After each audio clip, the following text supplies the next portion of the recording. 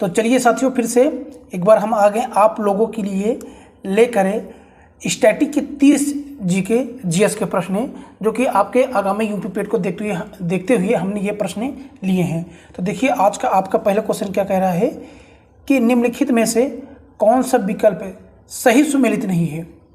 आपका ऑप्शन है सती प्रथा का अंत क्या 1830 में हुआ था, क्या नरबली का दमन आपका 1844 में हुआ था, क्या आपका दास प्रथा का अंत 1843 में हुआ था, या विधवा पुनर्विवाह अधिनियम 1856 हुआ था। तो आपको हम बता दें, आपका उत्तर क्या होगा, सती प्रथा का अंत। सती प्रथा का जो अंत हुआ था वो 1830 में होकर 1829 में हुआ था, 1829 में हुआ था, इसलिए आपका ऑप्शन ए बिल्कुल सही हो जाएगा। बाकी 3 ऑप्शन आपके बिल्कुल क्या हैं, सही है, लेकिन आपको बताना यहाँ क्या था, कौन सा विकल्प सुमेलित नहीं है। तो सुमेलित कौन सा नहीं, सती प्रथा का अंत जो कि 1830 में ना होकर 1829 में हुआ था। बाकी आपका नरबली के दमन 1844 में, दास प्रथा का अंत आपका 1843 में, विधवा पुनर्विवाह का जो अधिनियम था ये 1856 में आया था। आइए क्वेश्चन नंबर 2 पर। अब देखिए क्वेश्चन नंबर 2 क्या कह रहा है, कह रहे कि त्रिपिटक निम्नलिखित में से किससे संबंधित है। तो ये संबंधित है आपका बौद्ध धर्म से। किससे, ऑप्शन बी आपका बिल्कुल सही हो जाएगा, बौद्ध धर्म से संबंधित है। क्वेश्चन नंबर 3, बोध गया एक महत्वपूर्ण बौद्ध तीर्थ केंद्र क्यों है, आपसे पूछा है। क्योंकि वो क्या था, क्योंकि गौतम बुद्ध ने यहाँ ज्ञान प्राप्त किया था। क्या किया था, ज्ञान प्राप्त किए थे, इसलिए बोध गया बौद्धों का एक तीर्थ केंद्र है। आइए क्वेश्चन नंबर 4 पे।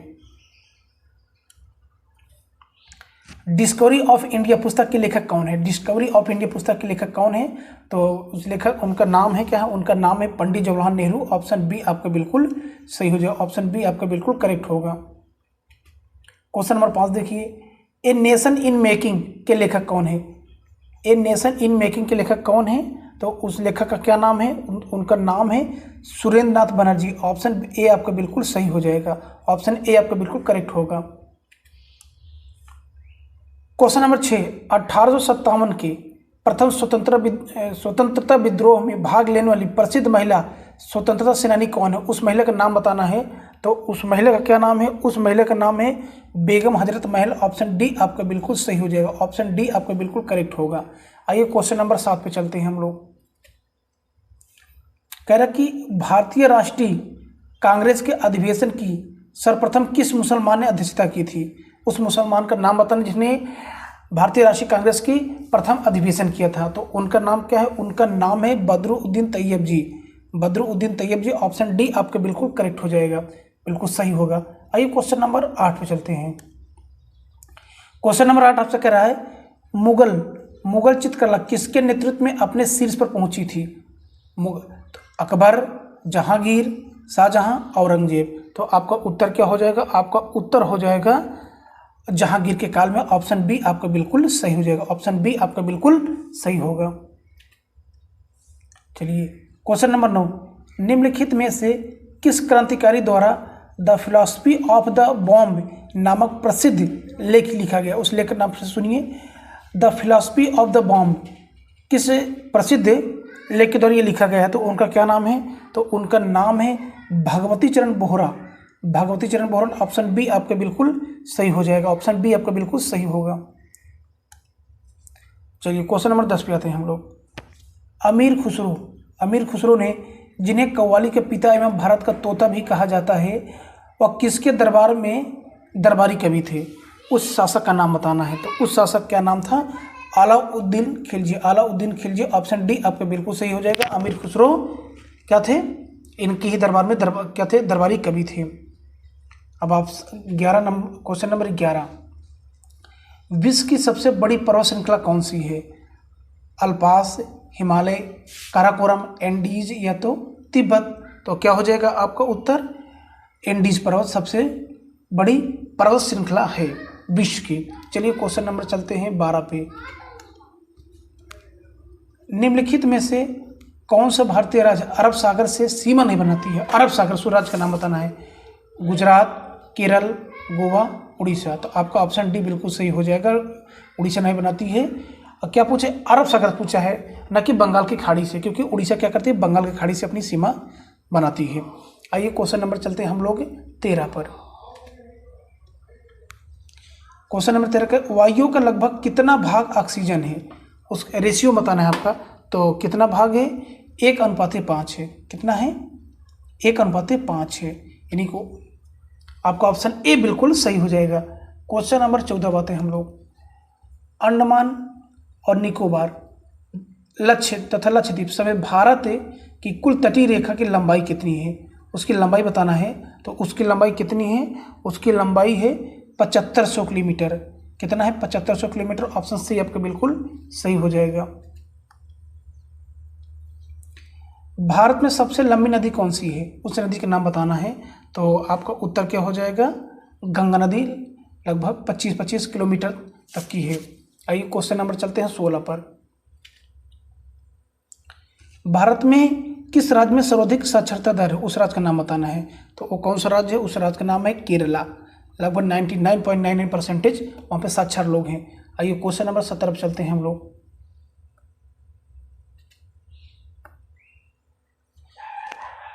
कह रहा कि दो या अधिक देशों के मध्य होने वाले व्यापार को बताने के लिए निम्नलिखित में से कौन सी शब्दावली प्रयुक्त होती है, उस शब्दावली के नाम बताना है। उस व्यापार के क्या बोला जाता है, जो 2 या 2 से अधिक देशों के मध्य व्यापार होता है, तो उस व्यापार को बोला जाता है अंतर्राष्ट्रीय व्यापार बोला जाता है। क्या बोला जाता है, अंतर्राष्ट्रीय व्यापार। ऑप्शन सी आपका बिल्कुल सही हो जाएगा। क्वेश्चन नंबर 18, रोजगार के अवसरों की कमी की सबसे सही व्याख्या क्या है।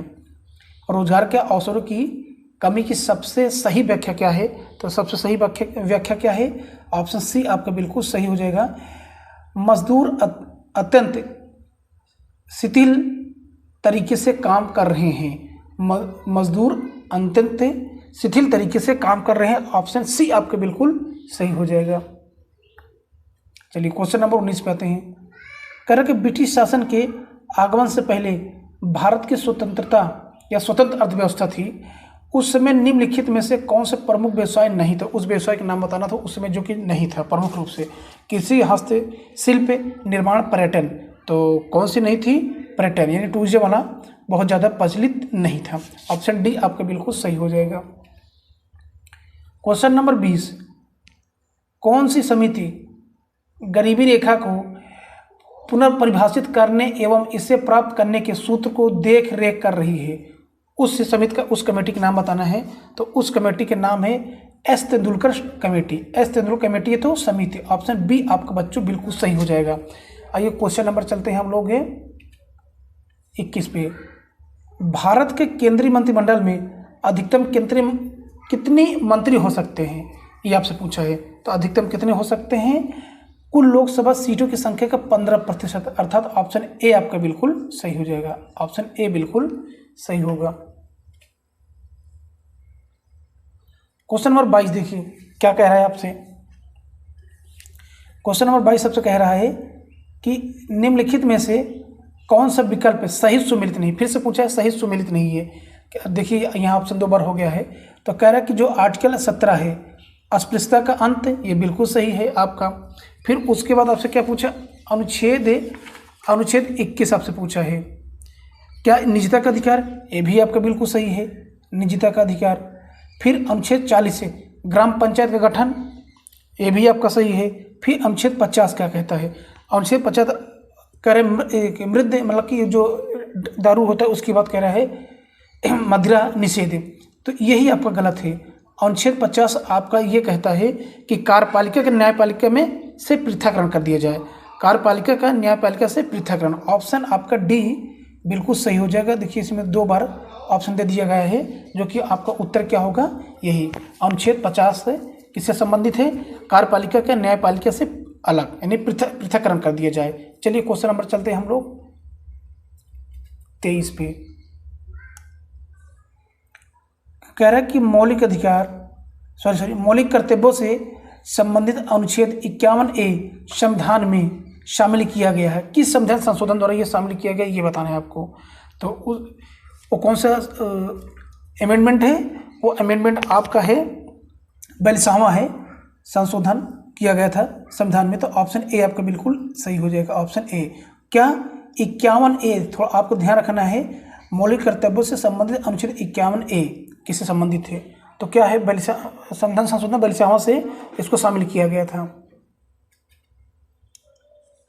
चलिए क्वेश्चन नंबर 24 है, भारतीय संविधान का निम्नलिखित में से कौन सा अनुच्छेद विधिक समता यानी कानून के सामने समानता से संबंधित है, ये पूछा है। तो वो कौन सा आर्टिकल है?